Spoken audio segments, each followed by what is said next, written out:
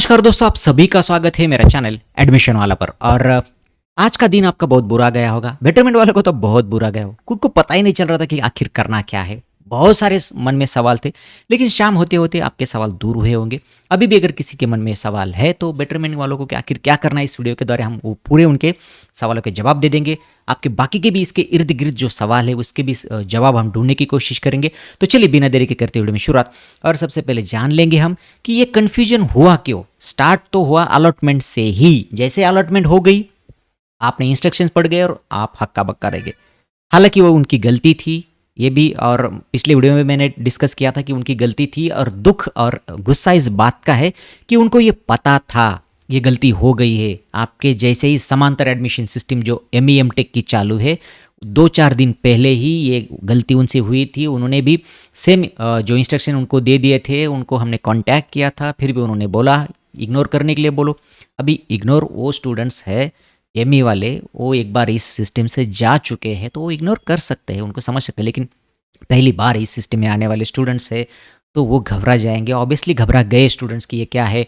फिर तीसरे राउंड में जाने के लिए वो डर रहे। अभी ऐसा हो सकता है, बहुत सारे स्टूडेंट्स के मन में संभ्रम है और फिर वो जाकर कॉलेज में अभी एडमिशन ले रहे हैं, क्योंकि तीसरे राउंड के लिए वो डर, उनके मन में बहुत सारे सवाल पैदा हो गए। और ये शुरुआत हो गई अलॉटमेंट से ही।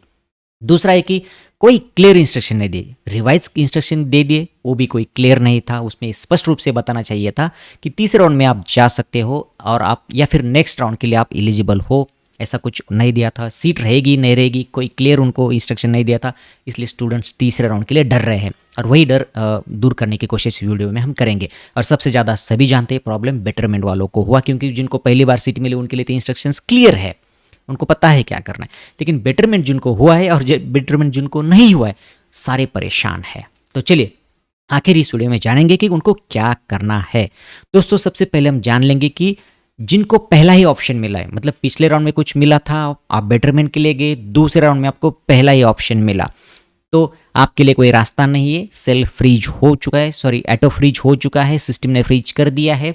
आपको कोई और ऑप्शन नहीं, इस झमेले में आपको पढ़ना ही नहीं है कि आगे जाना है, तीसरे राउंड में क्या करना है, छोड़ दीजिए। आपके लिए तो जो बेटर था वो मिला है। तो अब आप तीसरे राउंड के लिए एलिजिबल नहीं है, पात्र नहीं है, आपको कॉलेज में जाकर एडमिशन लेना है, तो आप इस कैटेगरी से हट जाएंगे। जिनको बेटरमेंट में पहला ही ऑप्शन मिला है वो सीधा कॉलेज में जाएंगे, कुछ ऑनलाइन कुछ नहीं करेंगे, सीधा जाएंगे ऑनलाइन कॉलेज में और एडमिशन ले लेंगे, बात खत्म। अब बात करते हैं बेटरमेंट में जिनको पहला छोड़ के कोई और ऑप्शन मिला है, या फिर बेटरमेंट में जिनको कोई ऑप्शन नहीं मिला है, सॉरी जिनको ऑप्शन नहीं मिला है, जिनको बेटरमेंट नहीं हुई, जिनको बेटरमेंट हो गई, पहला छोड़ के कोई ऑप्शन मिला है, उन दोनों को मैं बताना चाहता हूं, अगर आप चाहे तो थर्ड राउंड में जा सकते हो और उसके लिए आपको कुछ भी नहीं करना है। हमारी मेंटेलिटी ऐसी है कि हमें लगता है कि सीट मिली है, मैंने ऑनलाइन कुछ भी नहीं किया, तो मैं थर्ड राउंड में कैसे जा पाऊंगा। और अगर आपने देखा इन्फॉर्मेशन ब्रोशर में क्लियर कट और उनके जो नोटिफिकेशन में कहीं पे भी ऐसा नहीं दिखा कि आपको कुछ करना नहीं है, आप अपने आप जाओगे थर्ड राउंड में। ऐसा क्लियर कट इन्फॉर्मेशन नहीं दिए, इंस्ट्रक्शंस नहीं दिए, इसीलिए आपके मन में ये शंका पैदा हो गई कि क्या करें। तो ये क्लियर है कि आपको कुछ नहीं करना है। आप थर्ड राउंड में जाना चाहते हो तो आपको कुछ नहीं करना है। लेकिन अगर आप चाहते हो कि आप थर्ड राउंड में मुझे नहीं जाना है, जो मिला है वो ठीक है मेरे लिए, अब मुझे वहाँ जाकर एडमिशन लेना है, तो आप उस कॉलेज में जाकर अभी एडमिशन ले सकते हो। 2 दिन आपके हाथ में, आप ले सकते हो, कोई प्रॉब्लम नहीं। लेकिन आप थर्ड राउंड में फिर नहीं जा पाओगे। जो स्टूडेंट इस राउंड में रिपोर्टिंग करेंगे वो स्टूडेंट्स अगले राउंड में नहीं जा सकते हो। और दूसरा, तुरंत आपके मन में सवाल आया होगा स्पॉट का क्या, तो स्पॉट के लिए सभी लोग एलिजिबल है। सभी लोग जिन्होंने रजिस्ट्रेशन किया है और FC का वेरिफिकेशन किया है, वो सारे लोग स्पॉट के लिए एलिजिबल है। तो आपके मन में शंका है वो निकाल दीजिएगा। जो स्टूडेंट चाहते हैं, मैं फिर से दोहराता हूँ, जिनको अगर अगले राउंड में जाना है, ये दोनों बेटरमेंट वाले जिनको पहला छोड़ के कोई ऑप्शन और मिला है, या फिर जिनको बेटरमेंट हुई ही नहीं, उनको ऑनलाइन जाके कुछ करना नहीं है।